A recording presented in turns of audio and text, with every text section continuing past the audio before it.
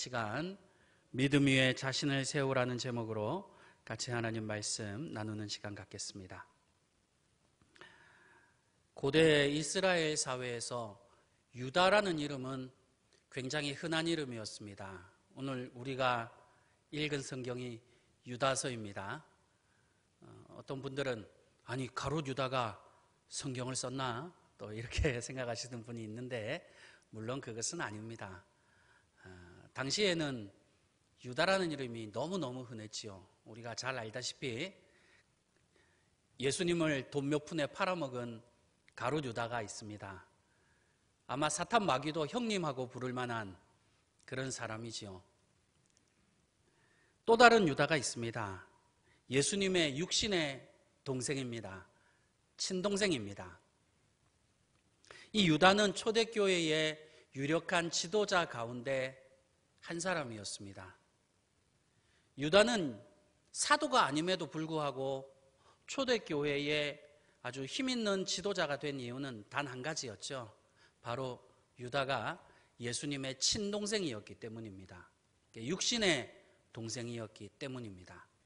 물론 친동생이라는 말이 조금 어폐가 있습니다. 왜냐하면 어머니 마리아만 같을 뿐이지 사실 예수님은 하나님의 아들이고 유다는 평범한 사람에 불과했습니다. 어쨌든 예수님의 친동생이라는 그런 메리트 때문에 이 유다는 초대교회에서 아주 강력한 지도력을 행사할 수 있었습니다. 바로 그분이 쓰신 성경이 오늘 본문 유다서입니다.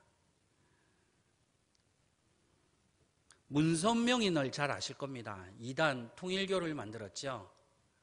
그 문선명이 만든 통일교에서 강사로 활동했던 사람이 정명석입니다. 요즘 아주 시끄럽지요. JMS라고도 불립니다. 이 정명석이는 통일교를 만든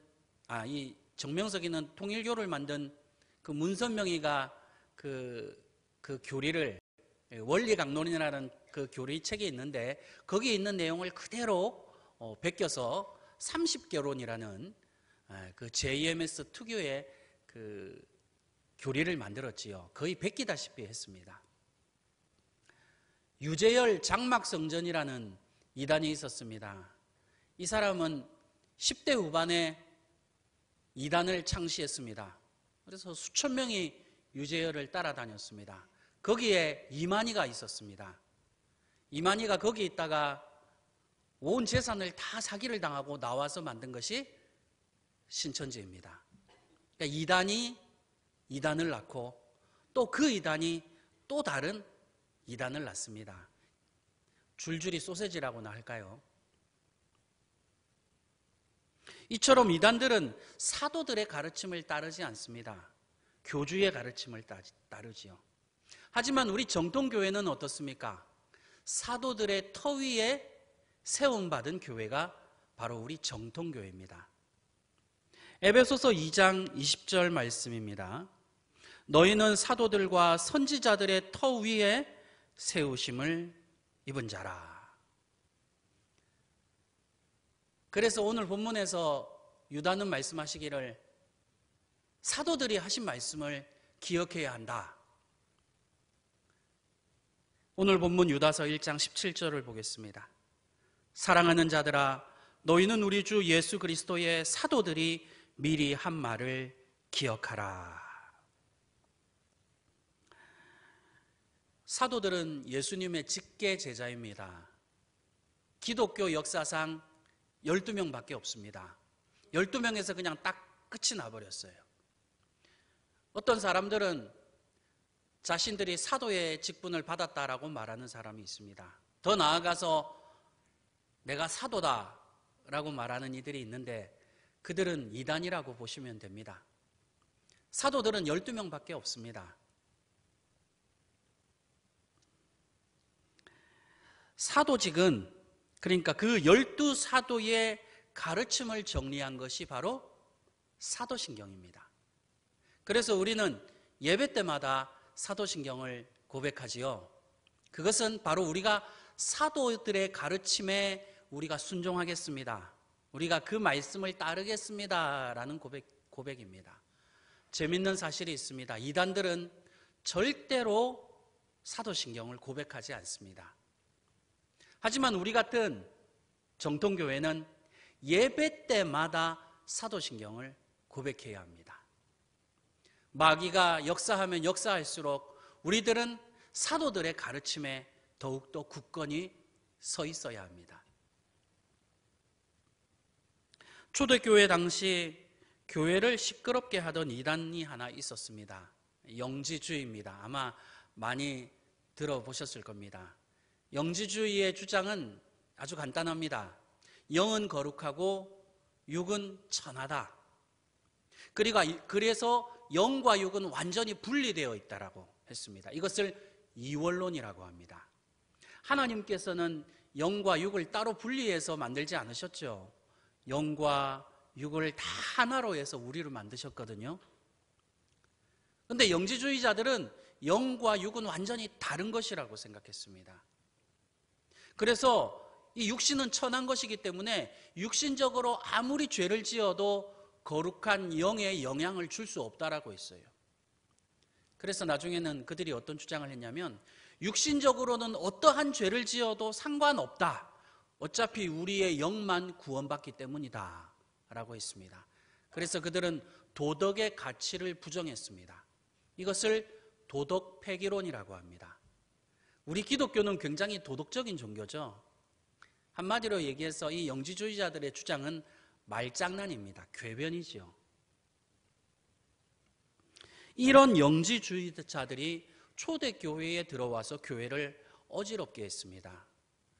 오늘 본문에 나오는 이 유다서도 바로 그런 영지주의자들에 대한 비판의 말씀입니다. 영지주의자들은 육체적 정욕을 추구했습니다. 그래서 거룩한 삶을 살아가는 성도들을 조롱했습니다. 오늘 본문 유다서 1장 18절입니다. 그들이 너희에게 말하기를 마지막 때에 자기의 경건하지 않은 정욕대로 행하며 조롱하는 자들이 있으리라 하였나니. 오늘날에도 정욕대로 사는 사람들이 얼마나 많습니까? 그들은 정욕대로 살면서 전혀 부끄러워하지 않습니다. 오히려 그것을 자유라고 합니다. 자기들은 열린 사람이라고 하지요. 시대를 앞서가는 사람이라고 합니다. 반면에 거룩한 삶을 살아가는 성도들에 향해서는 답답한 사람이라고 하죠. 시대에 뒤떨어진 사람이라고 합니다. 비웃죠. 조롱합니다. 우리는 우리의 믿음을 조롱하는 사람들을 대하여 이상하게 생각할 필요는 없습니다. 자연스럽기 때문입니다. 성경에도 나와 있습니다. 그것이 아주 자연스러운 일이라고. 그러니까 우리의 믿음이 조롱을 당해도 손가락질을 당해도 그것을 이상하게 여겨서는 안 됩니다. 아, 우리가 당연히 받아야 할 것을 받고 있구나 그렇게 생각해야 합니다. 제가 전에 서울에서 섬겼던 교회 장로님에 관한 이야기입니다. 그 장로님은 아동부 부장을 맡으셨습니다. 아동부라고 해봐야 겨우 30명 남짓했습니다. 얼마 되지도 않았지요. 그런데 그분은 서울에 꽤 큰 초등학교 교감 선생님이셨습니다. 어떻게 본다면 좀 사회적 지위가 있는 분이시요. 그런데 그분이 아동부 30명도 채 되지 않는 아동부 사역을 너무 열심히 하시는 거예요. 너무 진지하신 겁니다. 색종이를 오리고 붙이고 아이들 선물을 산다고 남대문에 가서 하루 종일 돌아다니고 정말 훌륭한 분이죠. 너무너무 진지하셨어요. 그래서 제가 처음 그분을 볼 때 조금 웃기다고 생각을 했습니다. 아니 무슨 대통령이 한 나라를 경영하는 것도 아니고 아니 저 한 30명도 안 되는 아동부를 하기를 저 교감 선생이 저렇게 진지하게 일을 하나. 아이고 참 좀 웃긴 사람이네. 제가 속으로 그렇게 생각을 했어요. 어느 날 새벽에 교회 학교를 위해서 기도하는데 제 마음에 한 음성이 들렸습니다. 저 사람이 진짜다. 저 장로가 예수 앞에서 진짜다. 그 음성이 들리는 거예요. 저는 그 진짜를 모르고 저 가짜지요. 저는 가짜였어요. 그런데 이 가짜가 저 진짜를 알아보지 못하고 조롱을 했던 거예요. 회개할 일이지요. 세상이 주는 직분보다 예수 그리스도의 몸된 교회가 주는 직분이 훨씬 더 귀한 줄로 믿습니다. 세상의 왕이 주는 직분보다 만왕의 왕 대신 예수 그리스도께서 주시는 직분이 더 소중한 줄로 믿습니다. 어찌 그것을 비교할 수 있겠습니까? 그리스도인들은 어떤 사람들입니까? 예수께서 주시는 직분을 받기 위해서 왕이 주는 직분을 내팽개치는 사람들입니다. 세상 사람들이 볼 때는 미련하다고 생각하지요. 웃기다고 생각합니다. 조롱합니다. 비웃습니다. 왜 그렇습니까? 진리 되신 예수 그리스도를 모르기 때문입니다. 그러니까 비웃는 거예요. 가끔 그런 분들을 봅니다. 남의 말에 전혀 신경 쓰지 않고 사는 분들 계시지요. 남들이 뭐라 하든 말든 그냥 자기 하고 싶은 대로 사시는 분들이 계십니다. 저는 그런 분들을 보면 참 부럽습니다. 저도 가끔 그렇게 살고 싶어요. 그런데 저는 좀 귀가 얇고 소심해서 다른 사람들이 하는 말에 자꾸 이렇게 신경을 씁니다. 남이 아무리 뭐라고 한들 자기만 행복하면 그거 좋은 거 아닌가요? 저는 그렇게 생각합니다. 사람들이 아무리 칭찬을 하더라도 내가 불행하면 여러분 그 칭찬이 무슨 소용이 있습니까? 아무 의미 없습니다. 여러분 사람들이 뭐라고 한들 신경 쓰지 마십시오. 그 사람들이 제 인생을 사는 거 아닙니다. 내 인생은 내가 사는 겁니다. 다른 사람이 내 인생 살아주는 거 아니죠. 그런데 왜 다른 사람들의 말에 휘둘리면서 내 행복이 무너져야 합니까? 죄 안 짓고 다른 사람한테 해끼치지 않고 내 하고 싶은 대로 살면서 행복하다, 만족하다 그러면 최고 아닌가요? 저는 그렇게 생각을 합니다. 여러분 우리가 예수 안에서 나만 행복하면 되는 거 아닙니까? 예수 안에서 우리가 만족하고 살면 그게 최고지요. 다른 사람 뭐라고 한들 그거 별로 신경 쓸 필요 전혀 없습니다. 모든 사람이 나를 좋아해 줄 거라는 착각을 버려야 합니다. 모든 사람이 나를 사랑해 줄 거야, 인정해 줄 거야 그런 생각 다 버려야 합니다. 성경을 보십시오. 모세 대단한 분이지요. 근데 성경을 보니까 모세를 미워하는 사람도 있더라고요. 저는 그거 보면서 깜짝 놀랐어요. 아니 이렇게 대단한 분을 왜 싫어하고 미워하는 걸까? 성경의 인물 가운데 순수한 사람이라고 하면 예레미야 선지자가 있거든요. 그분은 마음이 너무 여려서 맨날 울고 다녔어요. 그래서 눈물의 선지자, 울보 선지자 그게 별명이었어요. 얼마나 순수한지 몰라요. 그런데 그 예레미야도요 죽이려고 하는 사람이 있더라고요. 그거 참 신기해요. 사도 바울도 얼마나 대단합니까? 신약 성경의 절반을 지으신 분인데요. 그런데 사도 바울도 미워하는 사람이 있었어요. 여러분 그러면 하물며 우리는 어떻겠습니까? 두말할 필요도 없지요. 우리라고 다르겠습니까? 어떻게 모든 사람이 나를 좋아하고 나를 사랑하겠습니까? 그럴 일은 절대로 없습니다. 어차피 우리가 구하는 것은 세상이 주는 칭찬이 아닙니다. 여러분은 세상이 주는 칭찬이 아니라 예수 그리스도께서 주시는 칭찬을 구하시기를 축원합니다. 예수 그리스도께서 주시는 영광을 구하시기를 축원합니다. 예수 그리스도께서 주시는 하나님 나라의 멸관을 구하시기를 주님의 이름으로 축원합니다. 예수 안에서 행복하게 사세요. 다른 사람 신경 쓰지 마세요, 여러분. 100년도 못 사는 인생 뭐 하려고 남의 눈치 보면서 삽니까? 그럴 필요 전혀 없습니다. 오늘 본문에 나오는 초대교회 영지주의자들은 자기 자신을 영적인 사람이라고 했습니다. 그런데 사실은 그들은 영적인 사람이 전혀 아니었습니다. 오늘 본문 유다서 1장 19절입니다. 이 사람들은 분열을 일으키는 자며 육에 속한 자며 성령이 없는 자니라. 영주주의자들은 교회 안에서 분열을 일으켰습니다.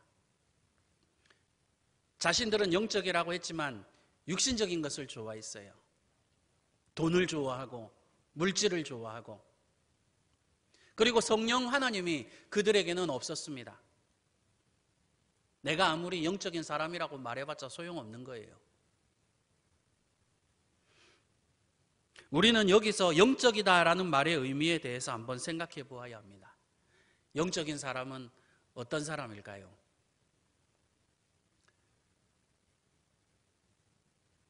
장래 일을 알아맞히는 사람일까요? 탁 쳐다보기만 하더라도 아이, 너 내일 누구를 만난다, 그런 사람이 영적인 사람일까요?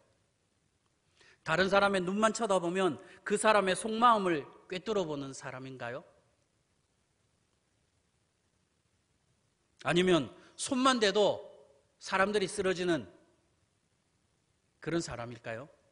그런 사람이 영적인 사람입니까?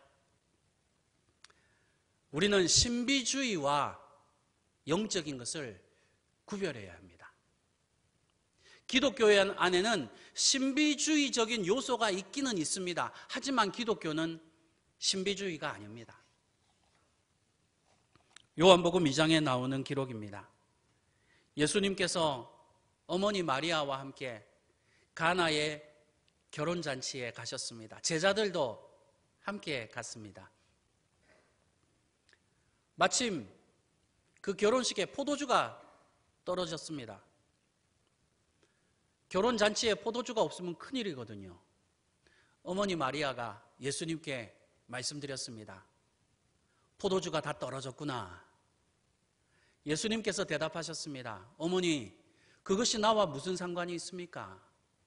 아니, 포도주 떨어진 거하고 예수님하고 그러니까 무슨 상관이 있습니까? 아무 상관이 없죠. 그렇죠? 그런데 어머니 마리아는 하인들에게 이렇게 말을 했습니다. 예수께서 무슨 말씀을 하시든지 그대로 순종하거라. 예수님께서 하인들에게 말씀하셨습니다. 그 집에는 돌 항아리가 6개가 있었거든요. 예수님께서 하인들에게 저 돌 항아리에 물을 가득 채워라. 그리고 그것을 떠서 사람들에게 나누어 주어라. 하인들이 그대로 했습니다. 그 물을 마시는 사람마다 크게 기뻐하면서 이렇게 얘기를 했습니다. 잔치 자리에 가면 처음에는 좋은 포도주를 내다가 술에 취하면 나쁜 포도주를 내는데, 아니 어떻게 이 집은 좋은 포도주를 이렇게 숨겨두었냐고. 기적이죠. 물이 변하여 포도주가 된 겁니다. 신비한 일이 일어났습니다. 그런데 이 신비한 일의 결론을 성경은 이렇게 기록하고 있습니다. 요한복음 2장 11절입니다. 예수께서 이 첫 표적을 갈릴리 가나에서 행하여 그의 영광을 나타내심에 제자들이 그를 믿으니라. 이 기적의 결말이 뭐라고요? 제자들이 예수님을 믿었다라는 겁니다. 모든 신비한 일의 목적은 사람들로 하여금 예수 그리스도를 믿게 하는 데 있습니다. 그 신비한 일 자체가 목적이 아니라는 뜻입니다. 환상을 보고 기적을 경험하고 안수받다가 쓰러지고, 물론 이런 신비한 은사 체험의 필요성을 부정하는 것은 아닙니다. 그런데 예배 때마다 쓰러질 겁니까? 예배 때마다 환상을 볼 겁니까? 그건 아니죠. 이런 경험은 한두 번이면 족합니다. 성령께서 우리들에게 은사를 주신 목적은 한 가지입니다. 예수님입니다. 예수님을 좀 더 잘 믿고 예수님을 더 진실하게 사랑하라고 성령께서 은사를 주시는 것입니다. 그런데 어리석은 자들은 예수님은 뒷전이고 그 은사에만 집착을 하는 거예요. 나중에는 예수님은 사라지고 이상한 것만 쫓아다닌다고 그러는 거지요. 천사를 보고 귀신을 보고 그런 게 중요한 것이 아닙니다. 예수님을 믿는 것이 더 중요합니다. 예수님을 사랑하는 것이 훨씬 더 중요합니다. 여러분, 만약에 여러분이 매일 환상을 본다고 생각을 해보십시오. 그러면 좋을 것 같습니까? 아닙니다. 그거 엄청나게 피곤한 일입니다. 괴로운 일이에요. 사람이 피곤해서 못 삽니다. 다니엘이 엄청난 환상을 봤지요. 그때 그에게 어떤 일이 일어났습니까? 다니엘서 10장 8절입니다. 그러므로 나만 홀로 있어서 이 큰 환상을 볼 때에 내 몸에 힘이 빠지고 나의 아름다운 빛이 변하여 썩은 듯 하였고. 다니엘이 환상을 보고 어떻게 됐다고요? 아름다운 얼굴빛이 썩은 얼굴이 되었다라고 했습니다. 그만큼 물론 이 환상은 하나님께서 주신 환상을 봤는데도 그러는 거예요. 환상을 보는 것은 엄청난 스트레스를 주는 일입니다. 물론 환상을 보는 것이 나쁜 것은 아닙니다. 하지만 환상을 보는 것이 다 좋다고만은 할 수 없습니다. 하지만 예수님을 보는 것은 항상 좋은 일만 일어납니다.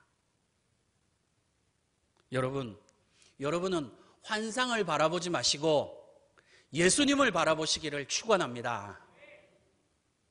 히브리서 12장 2절 말씀입니다. 믿음의 주요 또 온전하게 하시는 이인 예수를 바라보자. 천사를 만날 것이 아니라 예수님을 만나시기를 축원합니다. 신비한 일을 경험할 것이 아니라 예수님을 경험하시기를 주님의 이름으로 축원합니다. 우리가 원하는 것은 예수님이죠. 제가 사천보문교회에서 처음 목회를 할 때 일이었습니다.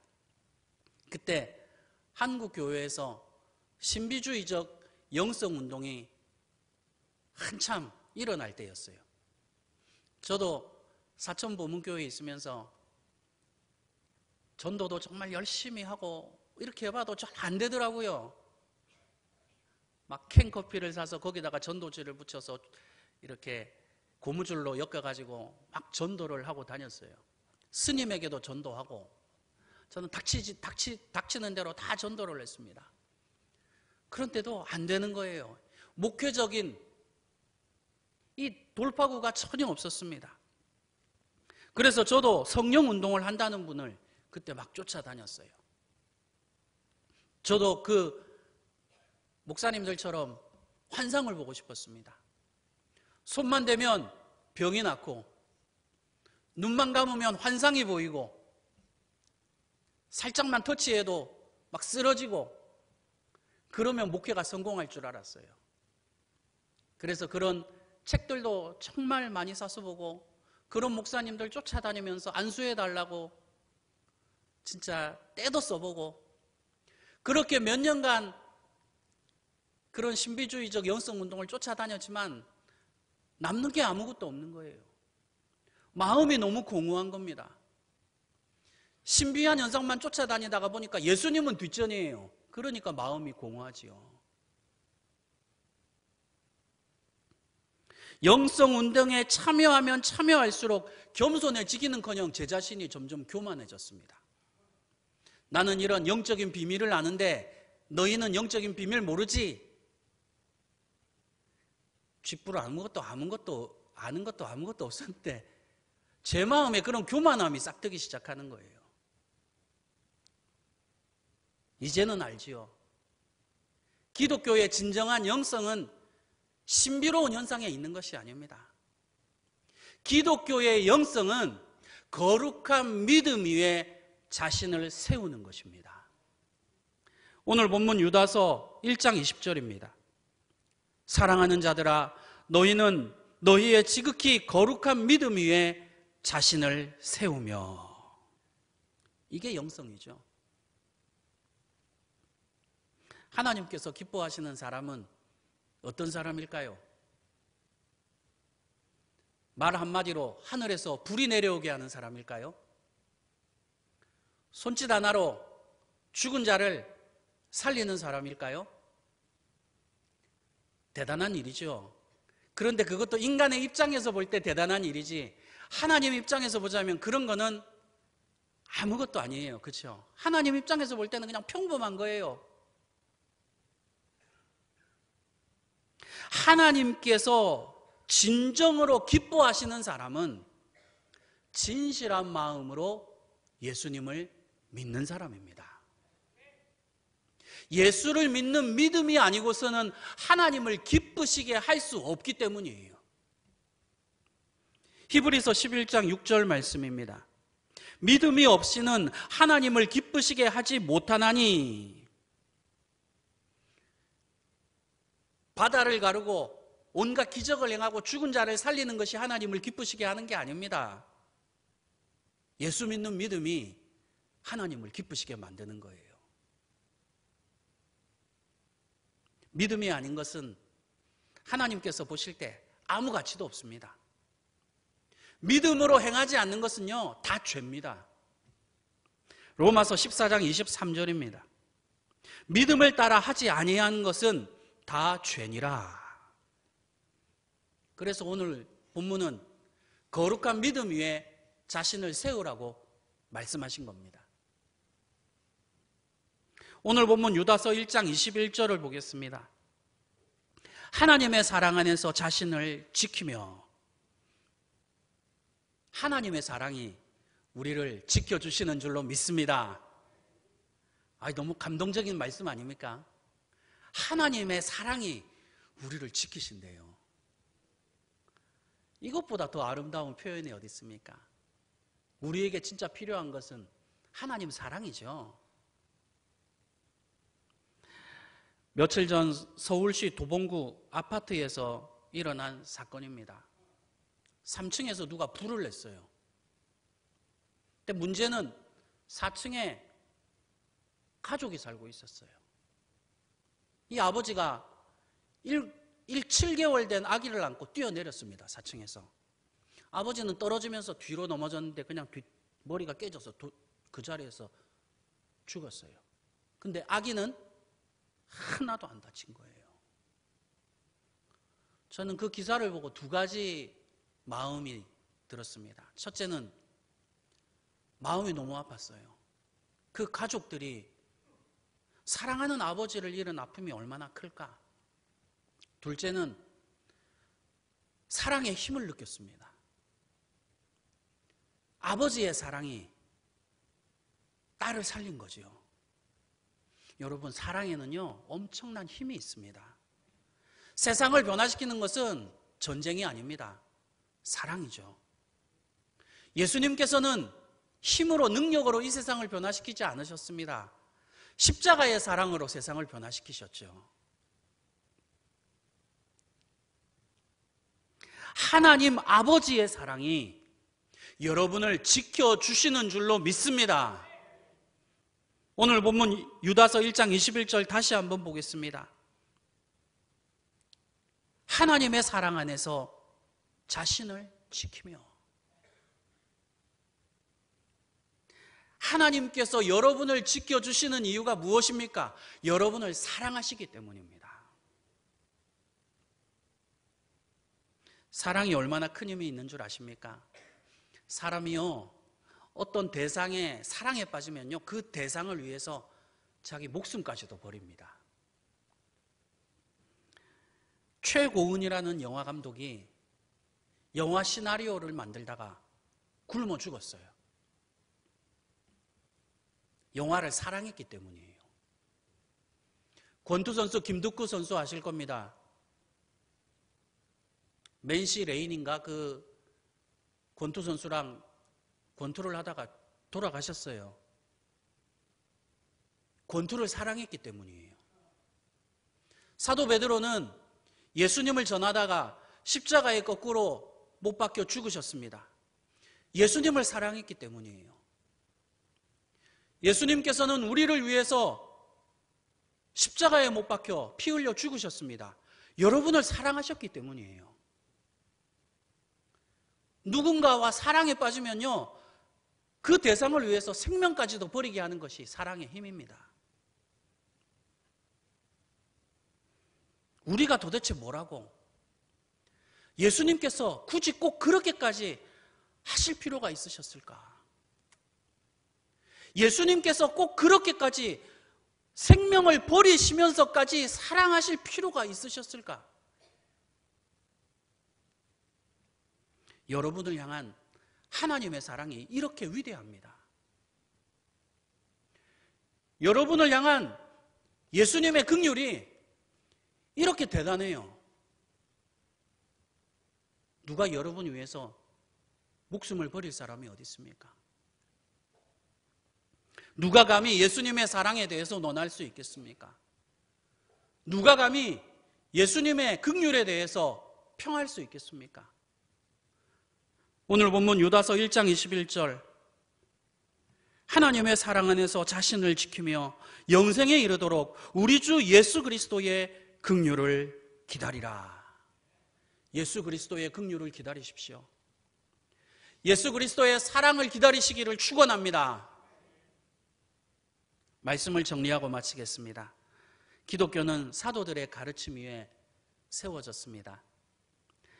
그래서 우리는 사도들께서 하신 말씀을 항상 기억해야 합니다. 세상 사람들은 우리를 비웃습니다.